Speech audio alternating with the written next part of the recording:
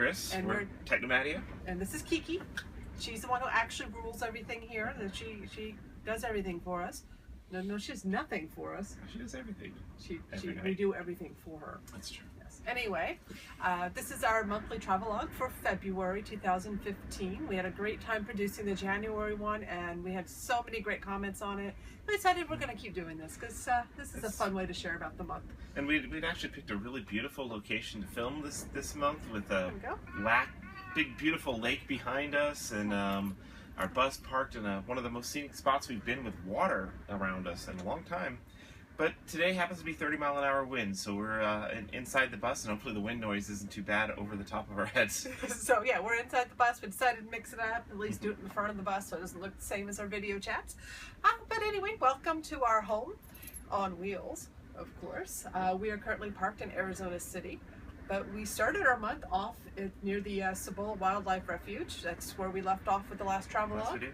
We literally, well, not literally, we almost literally got stuck at Cibola Wildlife Refuge, but we just loved the place so much that we just stuck ourselves there and stayed a full 2 weeks until our water tanks were starting to bubble dry. Yes, it was BLM land right outside of the Wildlife Refuge, and Nina and Paul, they ended up leaving on their scheduled departure date. And we ended up sticking around, I think, 3 more nights on our own, which was really great to get some time just on ourselves. Complete solitude time, where when we're sitting here in our office, we could see nobody in any directions, which was just awesome. One of our favorite things to be out. And great cellular signal, so I mean, who can leave that? Yes. After that, we decided to relocate down to the Yuma area. We had heard a lot about the area down there. Mm-hmm. We did an overnight stop at another RV park. What was that place called? Gold Ranch RV Park. Something like that. Right, kind of out on the Highway 78, right? Yeah. And what's that road called? Ogilby Rd. Ogilby Rd, yes, the main boondocking area. So there's this RV park there, kind of a really cute, funky little RV park. One word of advice: if you go there, don't fill your water tank, or know that you need to get fresh water, drinking water elsewhere. Well, not just there. Anywhere in the Yuma area and come to southern Arizona, the water is really salty, and unless you have a reverse osmosis system on your RV, which we don't want to optimize for just one area of the country. The water's going to be very salty, and no amount of filtration. We have 13-time filtration that goes through our water, and it still tasted horrible. So we ended up buying bottled water to drink for the next few weeks while we're in southern Arizona. But anyway, we boondocked out off Ogilby Rd, kind of near where American Girl Mine, which you think there'd be like girls in capes or something, and they keep them underground. Actually, that's where they mine them out. It was a very desolate place, particularly when we first got there. We couldn't see what all the fuss was about. It's a lot of RVs spread out over a very scrubby open desert. But it does kind of grow on you. It is once you spread out and find your own little piece of desert. It is pretty beautiful, and mostly we just went heads down and worked on writing a book. Right. It was beautiful. You have a view of the Imperial Sand Dunes off to one side. You've got the Chocolate Mountains off to the other. Or so were they the Chocolate Mountains? Black Mountains? I don't know. Yeah. There's little mountains off to the side. The Cargos Muchachos Mountains. Okay. Right there, I guess. And you're about 10 miles or so from Yuma proper, so you can get into town to go out to dinner and do your grocery shopping and things like that. And you're particularly close to the Mexican port of entry to go over where all the dentists, Algodones. And if you've not looked into the Mexican dental, there's a lot of RVers go there. A lot of RVers cross the border and get their dental done there, usually about half the price of what it is in the U.S. and their cleanings and things like that. It's all certified dentists. We've not done it ourselves. We didn't. We know lots of people. That is your yearly dental trip is to go there. So if you're into boondocking and you want to go do the Mexican dental, this area is boondocking. It's really central to it and keeps you close to Yuma. But our main thing is we needed alone time, uninterrupted time to really focus on rewriting this book. This is the 2014 edition, and a lot of it has already changed. We released this in August. And so much had changed just in 6 months that we felt a 2015 edition was already due. Including the year changed on us. I mean, how dare that? Yeah. So we did a refresh on it. I think we intended to do a quick refresh. We underestimated that. It got into we polished it. To do it right, we went back through the entire book, updated everything, and then just all the places we could make improvements. We made improvements, and then added a few new major updates, and put several solid weeks of rewriting effort into it. So the book is better than ever. And it's gotten published again. Yeah, so it's available now on rvmobileinternet.com, which is our site dedicated to, well, as the site says, RV Mobile Internet. So you can go pick it up there. If you have the 2014 edition, the new edition it's updated. If you're in active research mode, it might be worthwhile picking up an update. But the 2014 edition at least goes over the concept. So if you're not really worried about the specific products and plans that we mention in there, the 2014 edition is still highly relevant for giving an overview. So it's up to you if you want to snag an update or not. But you get an update for free if you join the our Mobile Internet Aficionados, our membership group, which has been taking off as well this month. Yeah, so the membership group is now, we actually added in 2 other membership levels. We've got a supporter level now at $19 a month, which removes advertising. Sorry. It's been a long few weeks. $19 a year, and it basically is just a way to support the site. It takes away advertising when you're logged in. We have now a $39 level per year that gives you access to our exclusive content. So we do a lot of product reviews and more in-depth guides and updated information. It gives you access to that. And then we still have the Mobile Internet Aficionados level at $57 per year, which gives you also all of that stuff, plus access to our Q&A forums, our live video chats on mobile internet, so you can interact with us, ask questions, and get our feedback on stuff as well. So that was our time in cranking away in Yuma, hiding in the desert, but we didn't manage to completely hide.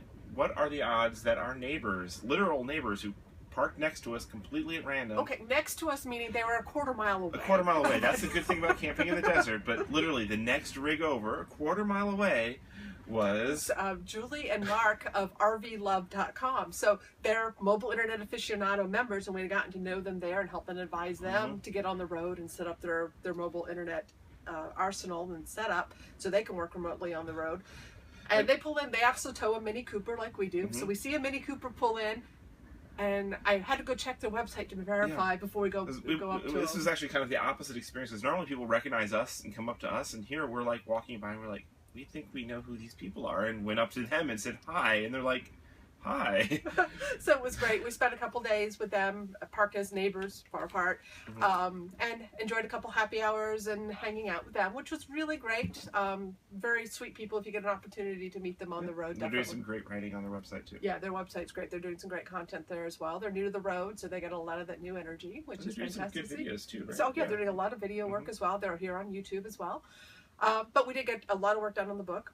So I think we stayed at in that area for about a week. It was a nice place to be, but I don't know that I'd route to go out of my way to the Ogilby area again. Yeah. For passing through the area, yeah. It's not one of our top boondocking spots. No.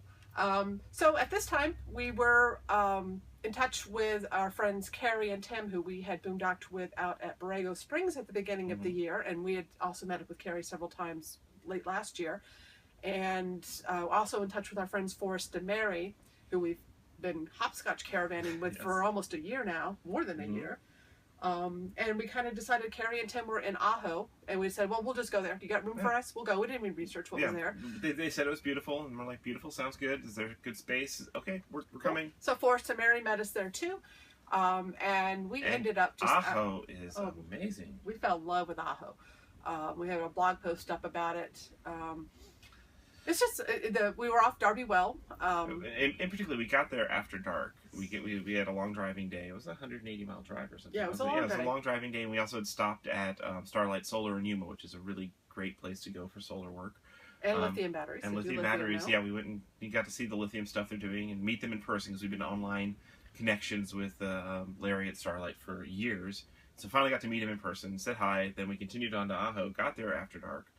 Had a nice dinner out in town, and then went up to our spot, all in the dark, and all you could see are these shapes, these shadows of big, giant, looming cacti. And it was quite magical to wake up the next morning with, literally a 50-foot high cactus towering over the bus. Yeah, the saguaro cactuses. And so we hung out there with Carrie and Tim for a couple days, and then they headed on to their new location. And we took their spot because they had a really sweet spot overlooking the big wash there off Darby Well. And so we took that spot, and it just felt great. I mean, it just the area just surrounded us. It's one of the most beautiful, and because the desert, I guess there'd been plenty of little rain going on last month, so the desert was green. There was just little tufts of grass. The plants were all. The ocatellos were starting to bloom. Yeah, the mix, the contrast of the colors of the orange and the black of the rocks, and then the green of the plants was stunningly beautiful. There were good sight lines and mountains and views and our friends Forrest and Mary stayed there, and they're just always just really chill neighbors to have and cool friends. And so we ended up staying there for, I want to say 12 days, I think we were there. Yeah. We just kept extending our stay. We thought we were going to go on to Tucson earlier and go in and stay at Gilbert Ray Campground, which we had heard great things about. And we just decided we liked Ajo so much. Why leave someplace so great? Why leave something? It was boondocking nirvana. We had great cellular signal, beautiful location, a cute little town that had a grocery store, a couple restaurants. Great Verizon, but almost really poor AT&T. Yeah, it was off network. While the variety is good. Yes. Variety is good.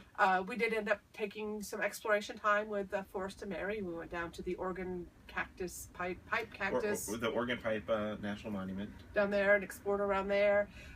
Chris learned some things about cactus. No matter how soft and fuzzy they look when the new buds are coming out, don't pet them. These are the Cholla Cactus, yes, which they look fuzzy. They're the jumping Cholla Cactuses because they actually, their barbs have little microscopic barbs underneath them that you touch one barb and then they all grab you and then jump onto you and go with you and stick to your fingers. And don't touch cactus. Bad. Yes, we learned that. Ouch. And then we found the signs down at the National Monument that actually told you not to touch them. Yes.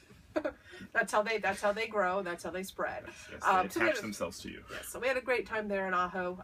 We were driving through town. We found this mural that had these killer bunnies attacking on it, and it was a film called The Night of the Lepus. Filmed in Ajo. Filmed in Ajo. So we downloaded the film from iTunes. And watched it. We filmed in 1974, was it? 72. 72. Had DeForest Kelly in it. Janet Leigh. Lee and some others. And we did an outdoor movie night on the side of the bus with our projector. It's probably one of the worst movies ever made. So far bad that it becomes good. So it was just super fun to watch it while in the place where it was filmed. So that was really cool. Mm-hmm. After Ajo, when we finally pried ourselves away, we moved to our current location here in Arizona City. We did another stop at High Chaparral RV Park in Casa Grande. Got better water in our tanks. Fresh, got some really good water in the tanks. Dumped the tanks in the laundry and all that sort of stuff. Passport America for $15. $15 a night, and the laundry room had a hot tub. So while you're waiting for your laundry, you could soak in the hot tub. The hot tub wasn't in the laundry room. Right it was outside, right next to right outside. And it's 24/7, so we're able to do laundry late at night and soak late at night, which was really nice. $15 for a dump station with a hot tub and a laundromat. It was score. Passport America for the win. And then we moved over to our current mooch-docking location, where we are at the headquarters of ourvillage.com, staying with our friend Courtesy. So I guess we can call it Courtesy Parking. Yeah, friend Courtesy, yes. So we're parked with him. He's actually on this man-made little lake in Arizona City. And a 2-acre property. He's got room for a couple RVs to park here. And then our friend Helene, who we've known for many years, just got an RV and she's on her maiden road trips with her trailer. And it just happened she's in the area, so she's parked with us as well. So suffice it to say, even in Ajo, when we were back there, supposed to be this isolated place. I think we had a blog reader every single day stop by to say hi, which was our social life on the road. Even when we're trying to be out hiding and boondocking and getting work done, just seems to chase us around. So anyway, so what's upcoming is in about a week we'll be heading to Tucson, and for the Escapade, which is the Escapees Rally, we'll be speaking at it on March 11th. And there's some cool news coming up soon that we're anxious to share with you. Yep. After that, we will be spending about 2 weeks on the road, heading east, with our aim to get to Austin, Texas by April 1st. We are in a documentary about digital nomads called The Wireless Generation. Austin premiere is April 2nd, right? April 2nd, yep. So we'll be attending the premiere there.